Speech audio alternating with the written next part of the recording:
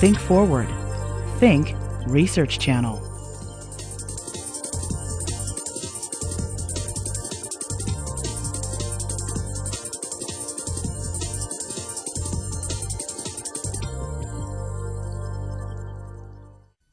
The following program is brought to you by the Howard Hughes Medical Institute, a philanthropy serving society through biomedical research and science education.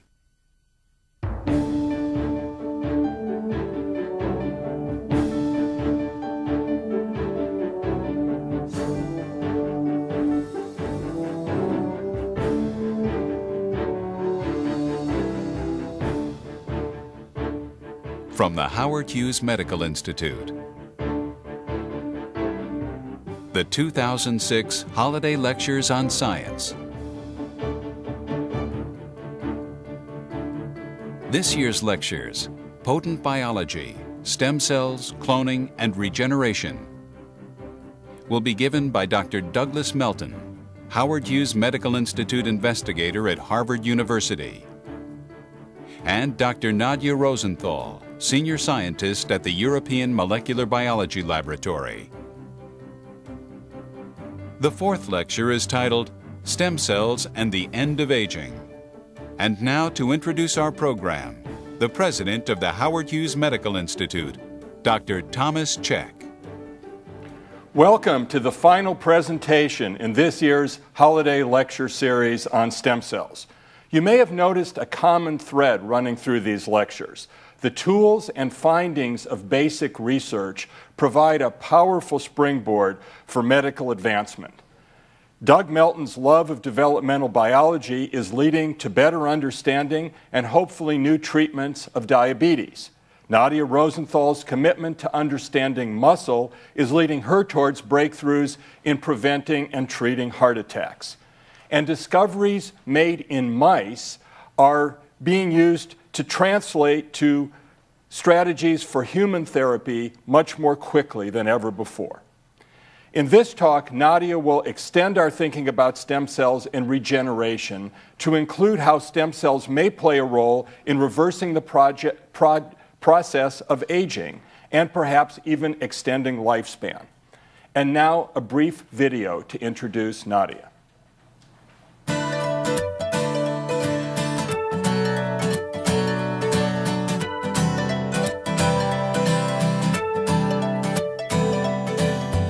As a child, I really was just a naturalist, and so we spent a lot of time just foraging around and essentially looking into rock pools and having a good time. But I didn't think of myself as a scientist at the time. In fact, my parents are from the theater, so if anything, I was considered a budding artist because I liked to draw. And I think my parents were quite astounded that I might take on something as bizarre for them as a biology career. So in this case, it was the opposite. Why don't you become a sculptor? Why don't you become an artist? And instead I said, no, I want to be a biologist. No. Let's see, what do we... There's something exciting and almost obsessive about being a scientist. There's never an end to the questions you can ask. And I see absolutely no distinction in my students between that bug being caught by men or women. It's absolutely equal. And I am convinced that this is merely a question of teaching women how to be competitive and how to ask for what they need to get their science done. What's really great about having stuck it out this long in science, with that initial passion still intact, is that our lab is actually now able to answer some limited questions about how organisms form. And I'm absolutely secure that the next generation of scientists, the young students and postdocs in my lab, are going to be the ones who will really be able to unravel that in a way that will satisfy what I was looking for, namely a quantitative way to approach the somehow intangible nature of beauty and pattern and form. And I think that this is probably going to be the reason that I want to work on aging research, because I want to stick around long enough to see that happen.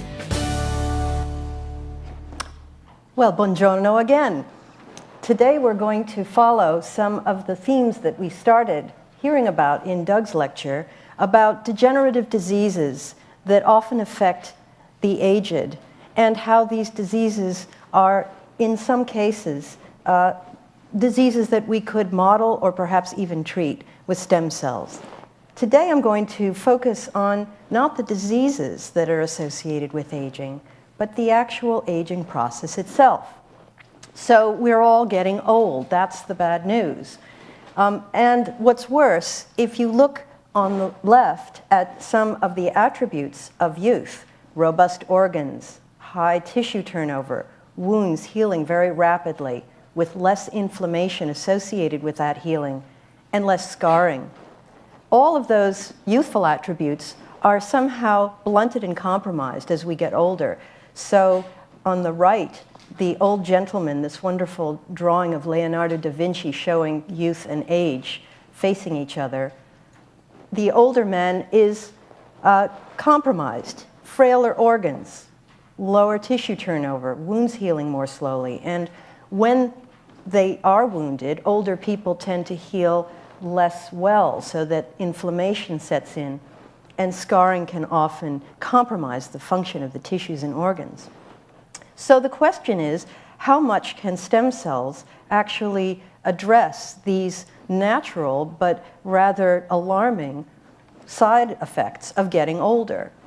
Let's have a look at how stem cells might contribute to different tissue types, because different tissue types actually age at different rates. So if we consider tissues in different categories according to their capacity to turn over, at the top, high cell turnover, high regenerative potential. They include blood cells. We've heard a lot about those, gut epithelium and the epidermis. And that's because, we believe, there are abundant stem cells associated with those tissues.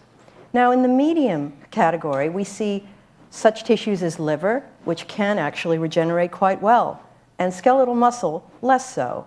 But it's better than some of the lower regenerating tissues, such as the brain, the kidney, or the heart, about which we'll hear about later.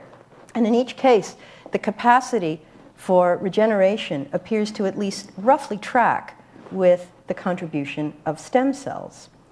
So how could it be that stem cells have an effect on aging? Maybe they're just tracking with aging. Is it possible that they actually cause it? If so, there are a few different ways in which we could imagine this could occur. One would be that we simply have less stem cells as we get older. Or perhaps we have the same number, but they're less good at doing what they normally do.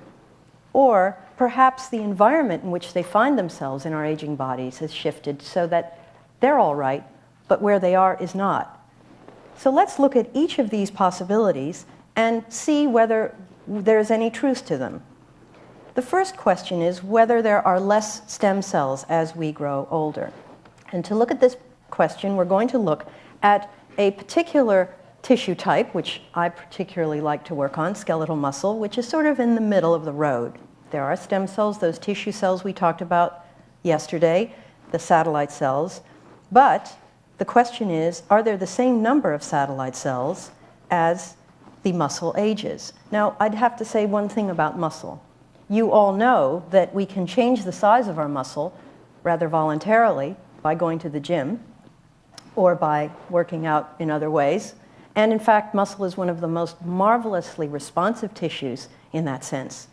And yet, at the same time, as we grow older, no matter how much we work out, no matter how much that master athlete runs, we end up losing up to 1/3 of the muscle mass in our bodies by the time we're 75 or 80 years old. And that really leads to a lot of problems in society. Older people are frailer, they tend to fall, and then their bones are brittle, so they tend to break. And in general, it's an enormous cost to society, but it's also a real problem for quality of life as you grow older. So these aren't just trivial academic questions. These are questions that really could have an effect on society. So let's look at what happens when a muscle is injured and regenerates. As you know from my previous lectures, we've talked about these stem cells called satellite cells that sit within the muscle bed. They're normally quiescent, but when muscle is injured, they're induced to proliferate by activating signals. And this allows them to produce more cells that can then replace the tissue that is damaged or lost, so that repair occurs And in fact, the muscle is as good as new. So the question then is, does this effective replacement during aging change? And the answer is, it does. This graph shows the number of satellite cells in fibers in mice that are 3 to 4 months old out to 28 to 33 months old.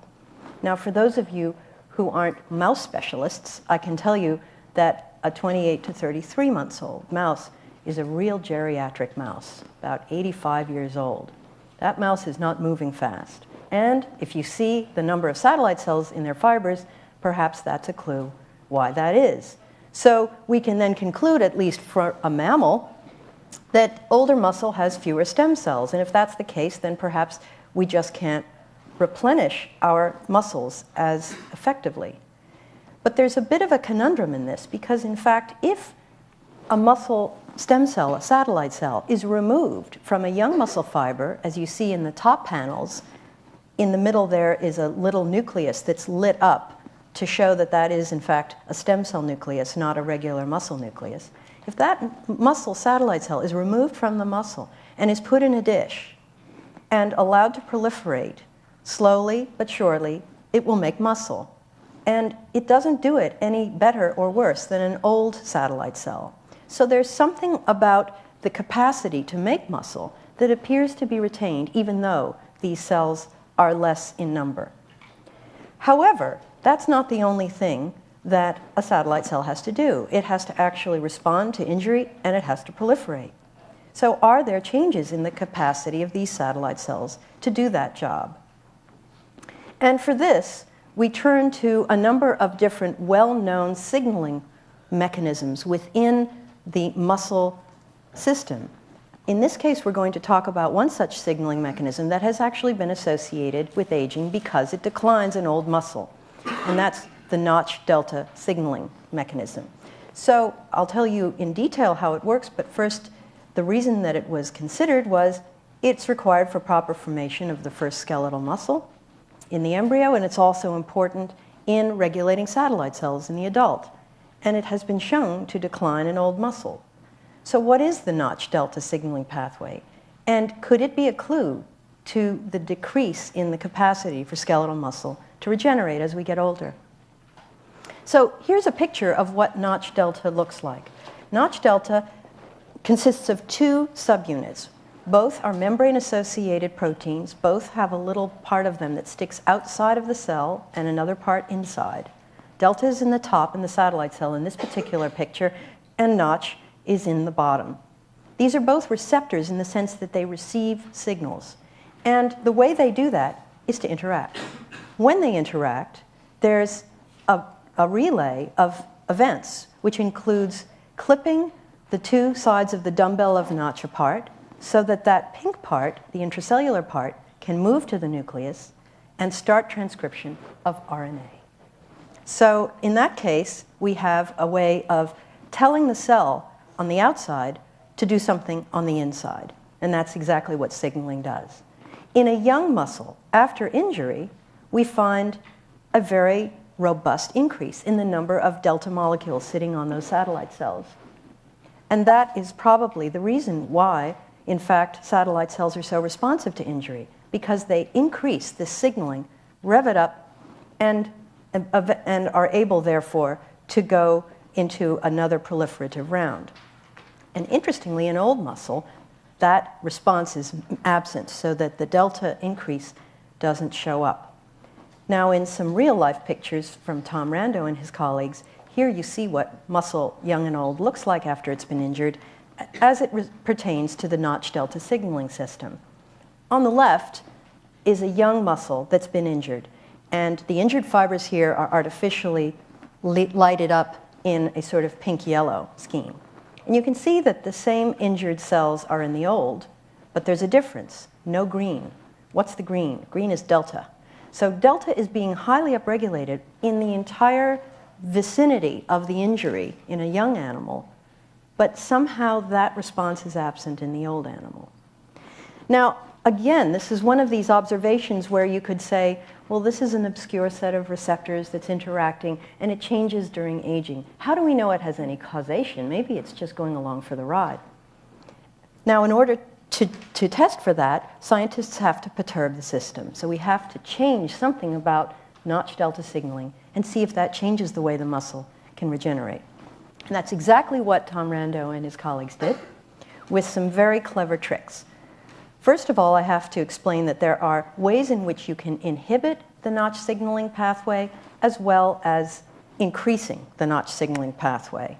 And I won't go into the details of how we do this, but just suffice it to say that if you treat a muscle with an inhibitor and you injure that muscle in a young animal, you see that in the top left panel, a normal muscle starts to degenerate in a way that is much, much more reminiscent of what an old muscle looks like if you inhibit Notch. That is to say, if you compare the inhibition of Notch in a young animal, it looks much more like the way an old animal responds to injury. That's in the lower left. Now, let's say we, in a complementary study, we activate Notch. Can we actually turn an old muscle into a young muscle in its capacity to regenerate? And the answer is we can. So here you see that an old muscle is looking much, much more like a regular young muscle in its regenerative capacity. So these sorts of experiments begin to give us clues as to what molecular changes are going on during muscle aging and how we might intervene in those changes. Now, finally, I'd like to talk about the possibility that the stem cells have their own intrinsic problems during aging, but the environment is aging as well. So the question here is, if we change the environment of an aging tissue, will the resident cells in that tissue respond in a different way? Let's look again at what happens in an injured muscle. In a young injured muscle, we have a very robust signal that seems to go through the entire muscle, activating the satellite cells. It involves Notch. It involves a lot of other things as well. And what that does is produce, in the end, a proliferation of the stem cells. In the older muscle, a similar injury is capable of activating those same responses, but they're blunted in some way, as if there was some negative damping down of the response to regenerate. And in that case, what you see then is less satellite cells. So would it be possible that there's an environmental effect here on the way these satellite cells are responding? And could there be some way that we could expose the young muscle to an old environment and the old muscle to a young environment? Now, short of transplanting muscles from young animals into old animals, which doesn't really give you that much information, Tom Rando came up with a very ingenious scheme. In this case, he asked the question, where's the fountain of youth? Is the young animal capable of reprogramming old muscle to respond to injury in a more effective way? Or is it possible that the old animal, if exposed to a young environment, will actually in some way damp down the capacity for the young muscle to regenerate? To do this, he made parabiotic pairings between mice of different ages. Now, how this works is a small suture is made in the side of the animal's skin. In both cases, in these pairs, they are sutured together as if they were mini Siamese twins. Not their whole body, but just a small portion of their body is connected. At this point, what happens is that the circulation of the two animals begins to run into each other. And eventually, after a couple of days of this, the animals actually share the same circulation. Now, they share the same blood cells, but they also share all of the factors that are floating around in the serum of your blood. And the question then can be asked, what happens if you injure the young animal or the old animal in these what we call heterochronic pairings or partners? So I'm going to show you a complicated slide which gives the answer to this question. And although it's complicated, it has a real dramatic punchline here. So let's go through it very quickly. We're going to look first at the capacity for a young mouse to sustain injury when exposed to a young mouse's environment. That's a control, because in fact we assume nothing's going to change. And in fact, if you see at the top, you're beginning now to be muscle experts, you can tell that that muscle there is actually regenerating pretty well. Now at the bottom, you see a stain for red, and red means new muscle forming. So where you see red on the lower panel, that means regeneration is occurring. So this is just a very easy way to see whether there are going to be changes. Now you see here that if you injure the young animal and the young animal is partnered with the old animal, it doesn't seem to affect the young animal. The young animal continues to be able to regenerate just as well. Now let's look at an old animal who is paired with another old animal. Again, another control, which tells us that the actual procedure itself isn't changing anything about the way in which these animals can regenerate. The punchline is here. If the old animal is injured when paired with a young animal, it regains the capacity to regenerate its muscle. So that's pretty astounding. That means that there's something about the young animal's environment which is affecting the old animal. Okay, so the obvious answer you're all thinking, I'm sure, is, well, that's easy. They're just stem cells in the young animal that are going over into the old animal and doing the job. I mean, that's the obvious answer to this. So in order to test for this, we looked in detail at the capacity for the young animal to actually both activate the Notch pathway and to deliver cells to the old animal. So first what we're going to see here is that in fact the Notch pathway is activated in old animal cells if cultured in a dish with young animal serum. Now the serum does not have any cells in it. It's just the stuff that your blood cells float around in. It's full of factors, and those factors are capable of activating the Notch pathway in the old stem cells. So that tells us that it's probably not cells. And here's just the data to suggest that that's the case. Here you're looking at young cells on the left with serum from young and old, same number of Notch-positive cells. The old cells that are exposed to either young or old serum either have less Notch, as we see in the previous slide, but they also have the capacity to activate Notch with young serum. Now, finally, in a real proof of concept in the actual animal, you can mark the cells in the young animal by using a transgenic animal. And that allows you to follow the cells if they do move over at all.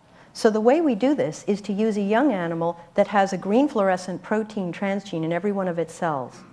And then we look in the old animal after injury and see whether, in fact, there are any green cells in that old animal. And the answer is there are not. So although the cells are moving around, those muscle cells are actually controlling the regeneration of the old animal's injury in response to young factors. So before we take questions then, we'll just review what we've seen so far. We can attribute some of the decrement in function in aging to decreased number of cells, at least in skeletal muscle. Those cells don't work as well, and the environment in which they find themselves is not as conducive. So probably what we're looking at here is a mixture of different factors: lower stem cells, worse environment. And we're now poised in the field to ask the questions, if we change the environment, can we change the number of stem cells? Can we actually rejuvenate ourselves if we understand more about the fountain of youth, the famous fountain of youth, which appears to be floating around in all of your bloodstreams and less so in mine? So obviously, we'd love to know what are those factors. And now we're in a wonderful position to be able to answer that question with a systematic approach. We have a test, and we have a question in which we can couch that test. So finally, then we can ask the question for our next part of the talk: are there factors that we already know about that could perhaps be some of these candidate factors? And are there ways in which we can improve both the capacity to regenerate our own tissues, but also perhaps to improve the capacity for stem cell therapy to work better in older people? And I'll stop there and I'll take questions. Yes? I was wondering how muscle fibers actually know if they're injured or not in a molecular sense. Well, that's a very good question, and the problem is that this is a field that I love, and so you are going to have to stop me from warbling on. And therefore, what I'm going to say in a very short, hopefully succinct answer is that there is a mechanical effect on muscle, which is to literally destroy cells. And when cells are burst apart, there is an immediate response in the surrounding tissue of any organ. And what happens, among other things, is that signals are sent out from that injured area to call in important other cells from the bloodstream, such as the inflammatory cells, the cells that might be there who need to actually clean up the mess, to take away the dead cells and make sure that those dead cells are appropriately degraded, and to couch, if this is a surface wound, to somehow close it to keep it from getting infected. Each one of those populations of cells that comes into the area is a potent source of factors itself. So what we're trying to figure out now is what are the factors that are coming from the injured tissue versus what are the factors that are coming from the cells that are coming in to help clean up the mess. Just like that. Concentration. Yes, I'm going to save this one for you. Why is it that despite the lower amount of stem cell contribution, that the amount of regeneration is the same? In which case? Like in the chart we had a decreasing triangle, decreasing amount of cell contribution. That's right. There's still high regeneration in the. Oh, I'm sorry. In that middle part, in those middle tissues, we believe that those tissues have been somehow programmed to be able to regenerate because they're constantly in very heavy use. So if you think about the two tissues that were mentioned, skeletal muscle and liver, that are in that, these are tissues that are not in high turnover mode. That is to say, they're not actually being sloughed off the way the intestine or the skin is, but they are also prone to injury. In the case of liver, it's because of toxins or waste products that could actually injure the cells. In the case of muscle, you actually injure your muscle when you go to the gym. That's why it's highly not recommended. But at any rate, you can actually feel no pain, no gain. That is injury. And that means that your muscle has to have a way to rejuvenate itself. However, we believe that in those cases, the amount of turnover is not as great as it is in things like the skin. And therefore, we're just in a sort of an intermediate stage. But this is somewhat of a hypothetical gradation. And obviously, each tissue type has a different way of doing this repair process. Okay? And this one's the easy one. Yes? If we do happen to make the old muscle cells look young by changing their environment or by just changing or putting like young cells into the old cells, wouldn't it be like most likely that it would just relapse back into the way it was before we changed its environment, just because cells are so just comfortable with their beginning environment? Well, if in fact the argument is that the environment can change the cell, or perhaps the better way to say it is that the cell has no intrinsic reason not to be able to respond to the environment, not to be able to turn on its Notch signaling pathway, or to proliferate in the way that it needs to do. Clearly, the minute that we take out the stitches and separate those two mice, the old mouse will go back to being weak again. There's no question about it. So this is not a solution. Do not get any old person to allow you to suture yourself to them, because you'd have to stay there for the rest of your life and you'd get old too, and then it wouldn't work anymore. So basically, we're looking to think about ways to use that proof of principle to isolate the molecules involved. Now, those molecules might be things that we can actually deliver as therapeutics in a much more consistent and lengthy way to stave off some of the problems associated with aging.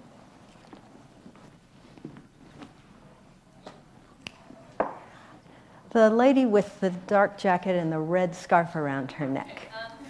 I've heard of a disease, I'm not sure what it's called, but it's where young kids they age really fast, and but their age is still the same, and their personality is it's still young, but don't they still keep their stem cells from since they were young, or do they also lose their stem cells? That's a really good question, and this is a very rare but extremely distressing sort of disease called progeria, in which there is premature aging. And in fact, the progeria phenotype is one that has been actually modeled in animals, looking for ways in which to induce premature aging in a mouse to try to understand what it is about humans that with these afflictions that we can understand and perhaps cure.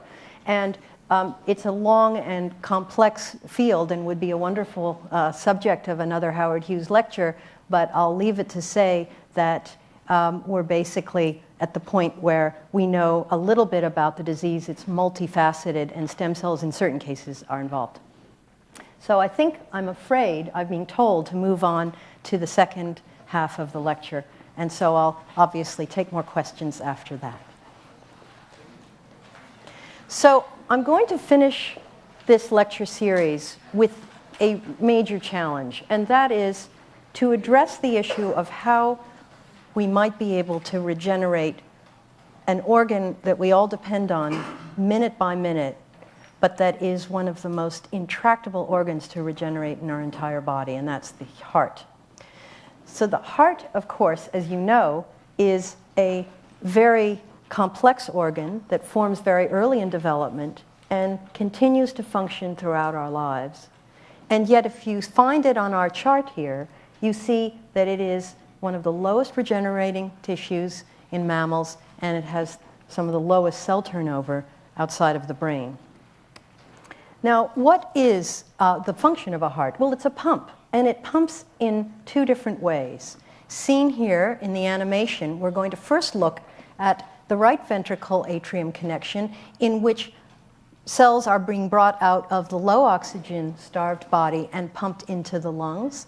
And if we look at the right-hand side of the heart, oxygen-rich cells are being brought out of the lungs and pumped back into the body. And if we look at the two sets of two chambers together, we see this marvelous coordination which allows us to take our blood out of our body and put it back into our body in a completely different oxygen state. So with that kind of extraordinarily important function, which goes on from the minute you start to be a human being somewhere in that embryogenic gray zone, when your heart starts to beat, till the day you die, that you can't miss a beat. Well, a few, but that's about all. And so that heart has to go on and on and on. And would you think that that would be the one place that would be full of stem cells? And yet, it's not. It's so bad that when people get heart attacks, which means a cessation of the function of the heart due to an injury, it's often a lethal, eventually a lethal condition. So what is a heart attack? So I'm going to show you on this little model here. So that's about the size of a human heart. It's about the size of your fist. And the two chambers that we saw before are more or less here, the two big chambers that essentially drive your heart. And if you see how much muscle there is, it's a bulging muscle. I mean, it's essentially all muscle. It has to be, because it's a pump. It's pumping and pumping. The only way that you can keep this heart in this incredibly ready state where it can give a beat every minute or give 60 beats a minute or whatever it is if these veins and arteries called the coronary circulation are fully open and operating. So the heart not only pumps for the body, it pumps for itself. And the way it does so is to take a little bit of blood out of the highly oxygenated blood that's coming through the aorta and divert it into its own muscle to hold that muscle in a state of eternal readiness to work.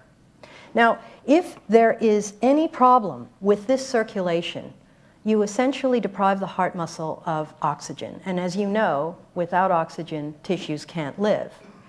And so a heart attack is usually caused by a problem in one of your arteries. So assume that this is then one of your arteries running through your heart.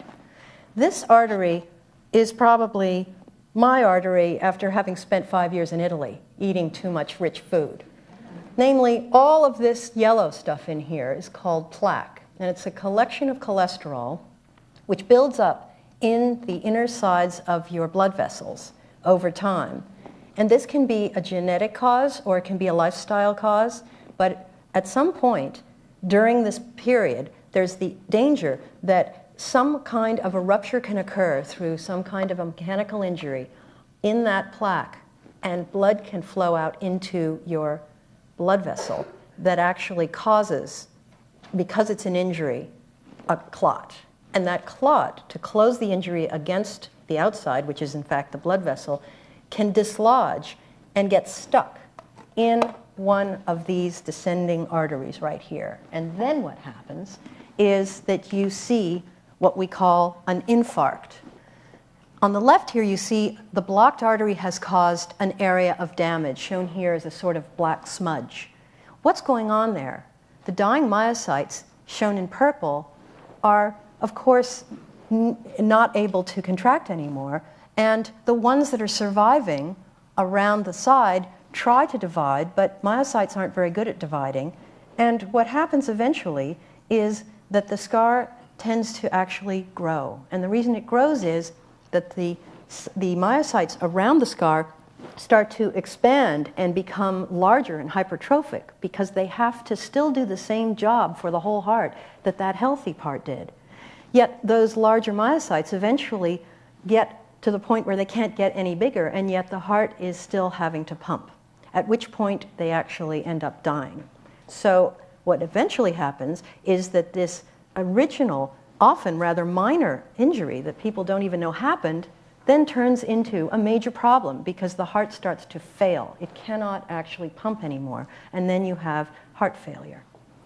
Now, this is a really important problem in the Western world, and obviously it's something that many people have considered as a prime target for therapy, and particularly stem cell therapy, because we are looking at a loss of tissue. That's exactly what a heart attack gives you. It gives you the loss of the myocardium.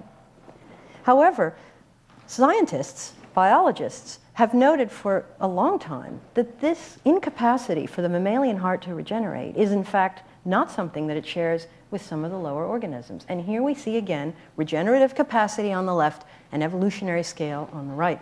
And again, we see that some of our lower vertebrate cousins can do a much better job. So let's have a look at the fish. The fish is capable of regenerating its heart in the most remarkable way. And for that, we're going to see a video. Zebrafish, which any of you who are fish fanciers keep in the fish tank, can get to be about 2 inches long. It's got a little heart with just 2 chambers, 1 atrium and 1 ventricle, and that pumps blood throughout the whole body past the gills, which are the equivalent of the lung in a fish. The heart is very muscular, just like our heart.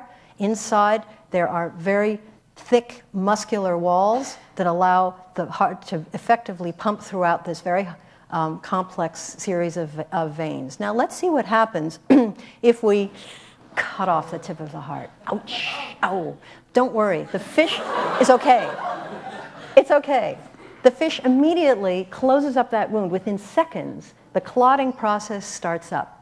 Now, in our heart, what would happen is there'd be a big clot, and eventually that clot would essentially heal over, but nothing more would happen.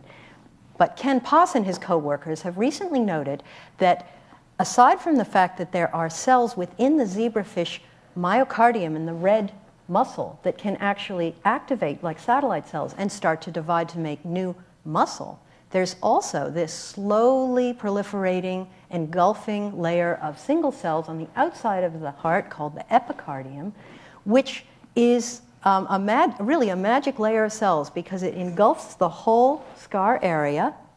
And then, in a really remarkable series of events that recapitulate developmental biology of the heart, a series of growth factors, in this case a growth factor called fibroblast growth factor, is produced by the heart as it's regenerating, and this fibroblast growth factor, or FGF, docks into epicardial cells set on the edge of the heart, and those epicardial cells, with this signal, know to march into the myocardium. So there they are, marching in. Now, the next thing they do, obviously now we're in a macroscopic picture, is a very important, absolutely fundamental part of making new muscle, which is to vascularize it. So with the new veins in there, the fish ends up with a brand new heart with new muscle, and not only new muscle, but all of the appropriate coronary vasculature to innervate it. And the fish can actually survive and swim away. So we can't do that. But boy, would we like to be able to do that. I mean, I don't want my heart cut up, but if it ever happened, I'd like to be able to swim away like that. Now, what's the difference between fish and mammals, really, then? Well, let's just look at it from a very simplistic point of view. Hearts can regenerate with tissue replacement in a fish. Several different layers of cells seem to be involved. There seem to be stem cells within the myocardium, and then this magical layer that is the origin of the coronary vasculature in development for the heart seems to recapitulate that same program and become, again, capable of making new blood vessels. In the human, heart failure is caused by tissue loss and no replacement. So what are the possible ways that we could address this problem? Well, we could study the fish, and that's exactly what people are doing. What makes it so possible for a fish to be able to do this? But we can't wait as human beings to understand exactly what's happening in the fish. We'd like to be able to start treating the patients who are in the clinics right now. Can we replace heart cells to treat the disease? Well, this idea actually has its origins in some very intriguing observations early on in heart transplant medical practice. So in a transplant, a truly failed heart that can no longer work is removed, and a healthy heart from a donor is put in its place. And you literally sew the veins and the arteries onto the new heart, and the new heart can function more or less as the old heart did. This is a very complex procedure. It's very expensive, and the problem is there aren't that many hearts floating around to use for the many, many people who need them. Nevertheless, the fact is that when you put a heart into a foreign host, you can ask interesting questions about that heart. Does that heart get any cells from the host? Does it incorporate cells from its host? Now, if in fact the heart that was put into a patient comes from a female into a male patient, the male patient in each one of his cells has a Y chromosome that the whole heart that was transplanted does not. So scientists have probes that we can use to show whether a cell has a Y chromosome or not. And so we can actually then go into autopsy situations after the patient has eventually died and look at that transplanted heart that often was living in that patient. That female's heart was living in that male patient, could be for decades. And look to see whether there were any male cells that ended up in the female heart. And miraculously, there are quite a few. So this means that a normal functioning heart can actually pick up cells from its environment. So if that's the case, how is it doing it? Is it picking it up from neighboring vessels? Or is it picking it up from the bone marrow? Because of course the bone marrow is full of male cells and the blood's going through the female heart every day. We just don't know the answer to that, but it suggests that the heart is capable of picking up cells that are circulating. So with that encouraging piece of rather arcane information in hand, scientists have begun to think about how to take stem cells from a patient, namely bone marrow stem cells, from a patient that's healthy in their bone marrow but has a horrendously failed heart, and see if they can actually help the patient that way. Now remember that these progenitor cells have to do two things that I showed you the zebrafish does effortlessly. Number one, they have to make new muscle cells, and number two, they have to be able to put blood vessels through that muscle to give it the appropriate oxygen. So I'm going to tell you a little bit now about where we stand with these sorts of trials, because they're ongoing for patients that have had acute myocardial infarction. And these are trials that are based entirely on bone marrow stem cells from the patient themselves going into themselves. So these are what we call autologous transplants. And these can be extracted from the patient's bone marrow and cultured, purified, depending on the protocol. Some of the trials have used certain subsets of bone marrow cells called endothelial progenitor cells, or EPCs. Others have reasoned that muscle cells might be possibly useful, even though they're not heart. They contract. Maybe they would work as well. And these cells are then introduced in various ways into the heart of the patient. Now, in the case of the left-hand protocol, there's an infusion balloon that runs through the aorta down into the patient's heart and delivers the cells that way. So catheterization of the circulation in human patients is something that is very, very well understood and is quite routine. Alternatively, you can use needle injection with a catheter and a flexible needle so that you can actually put the cells into the myocardial wall, or you can just open up the patient's chest and jam the cells in, Pulp Fiction style. Now,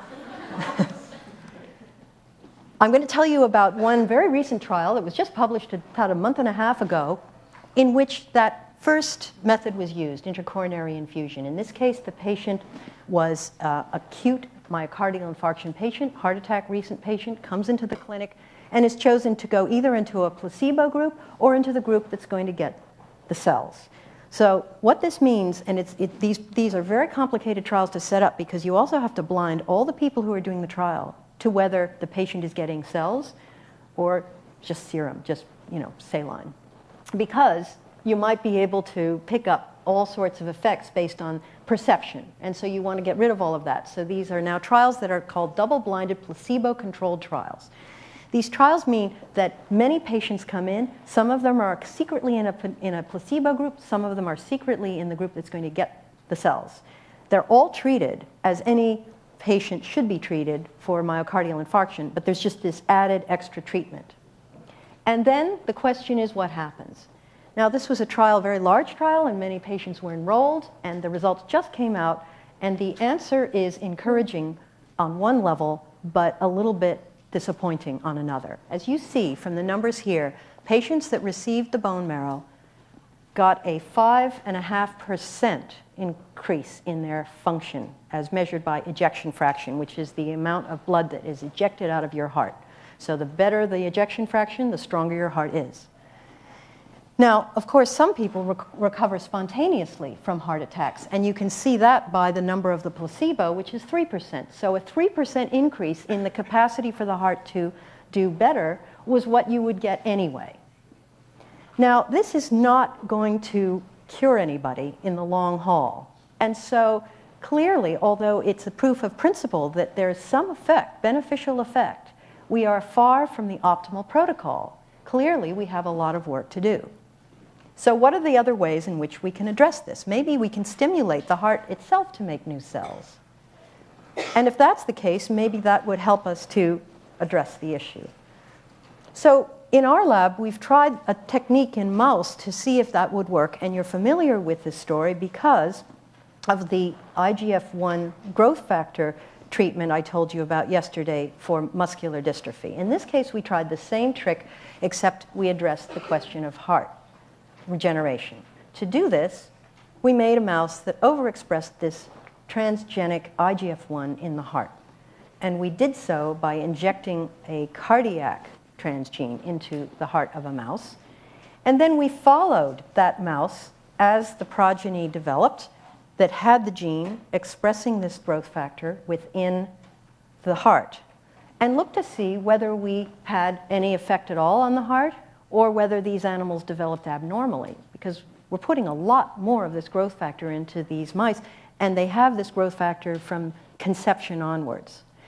And miraculously, we found that the animals regulated very well. They saw the growth factor. They didn't seem to mind the growth factor. The only thing that we did see is that if you look at these pictures of mouse hearts as they get older, at 2 months of age, the mice had slightly larger hearts if they had IGF-1.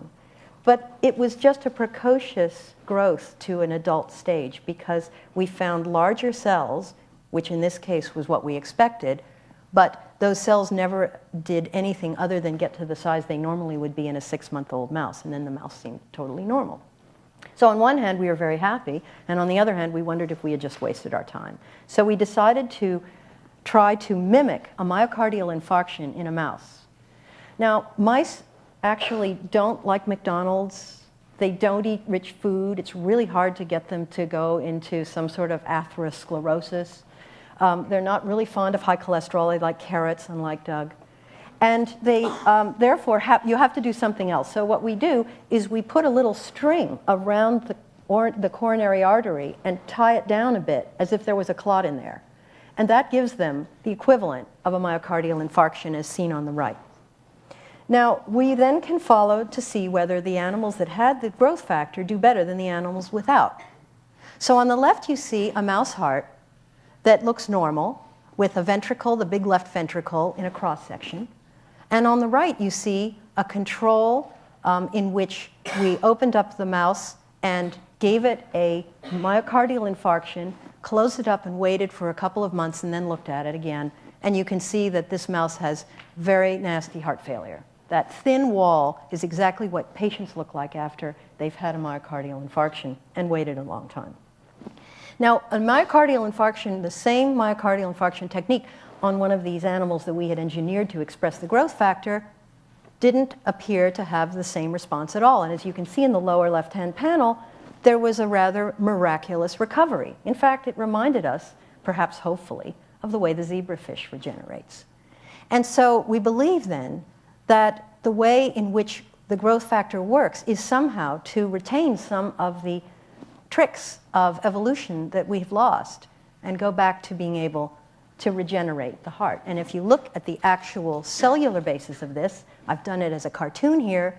On the left, you're familiar with this picture. It's a scar. It's going to eventually cause problems for this mouse. On the right, we have brand new cells. We have a vessel going through it, and essentially we're on our way to a complete recovery. Now, how could IGF-1 be helping? Well, one thing that we noticed is that IGF-1 overexpressing animals appeared to express a number of molecules that we associate with homing. And there are growth factors and all sorts of other ways in which we can find tracks of cells that are preferentially drawn to regions of injury. And in fact, that's exactly what we saw, that these attractive molecules called chemokines were expressed at quite high levels in these animals. Finally, before I finish, I'd like to just mention a very, very new result, literally 2 weeks old.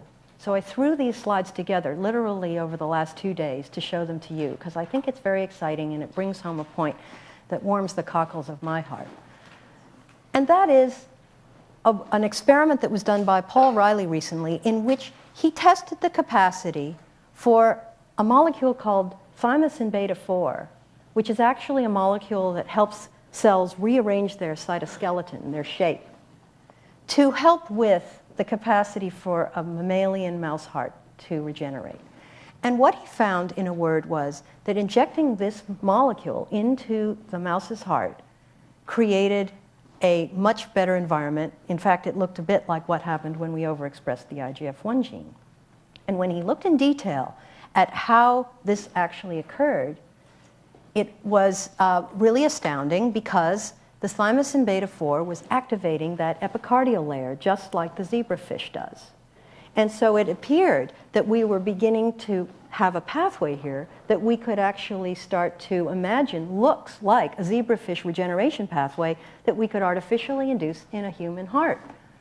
So we imagined that thymosin beta-4 might activate the epicardium to make new blood vessels. We know that FGF is another factor that we can deliver that might actually then turn those newly activated epicardial cells into cells that can actually make blood vessel cells, endothelial cells. And eventually then, hopefully, we can understand how, with the IGF-1 gene, we might be able to build new heart muscle itself. So in fact, we believe that there might be ways in which we could replace cells. We might be able to stimulate the heart to make new cells, and we can even keep it alive by improving the way in which the hearts revascularize their tissue using this rather amazingly reminiscent protocol that looks for all the world like a protocol that the zebrafish has used by definition.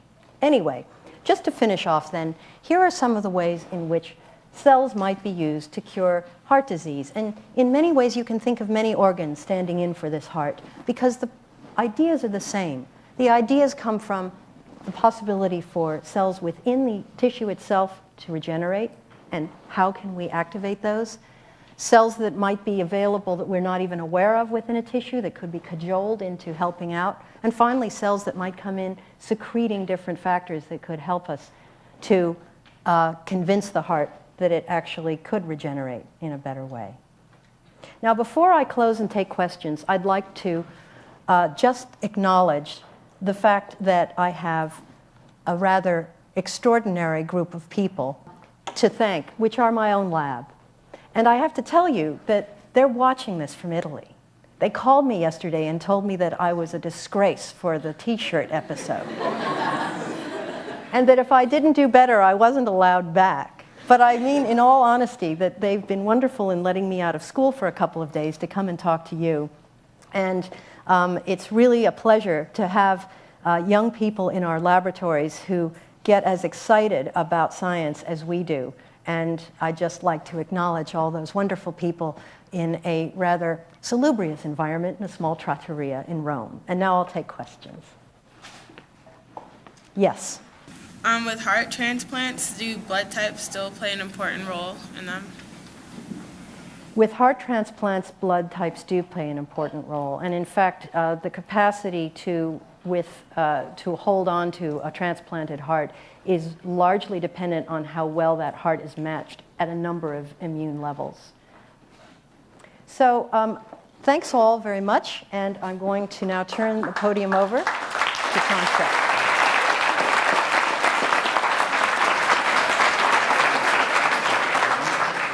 Nadia, thanks for another great lecture. I want to thank everyone for a very successful holiday lecture series. Thanks to the Howard Hughes Medical Institute staff, to our production team, especially to you, the student audience, for all of your great questions.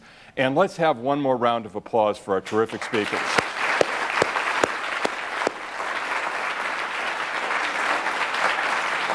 Now, how about next year? Well, our topic for next year's holiday lecture series is HIV and the global AIDS epidemic. Hughes investigator Bruce Walker from Harvard Medical School will be joined by his colleague Bisola Ojikutu from South Africa.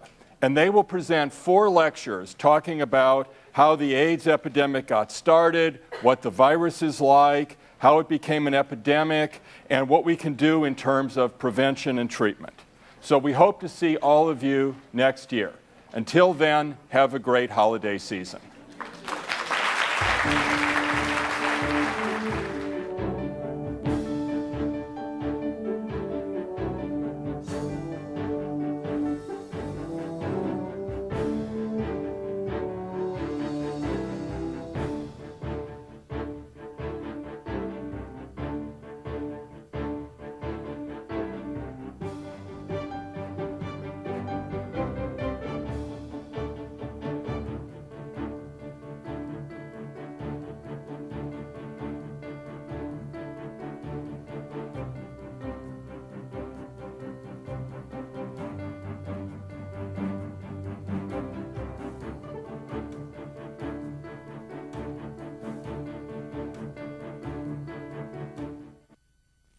This program was brought to you by the Howard Hughes Medical Institute.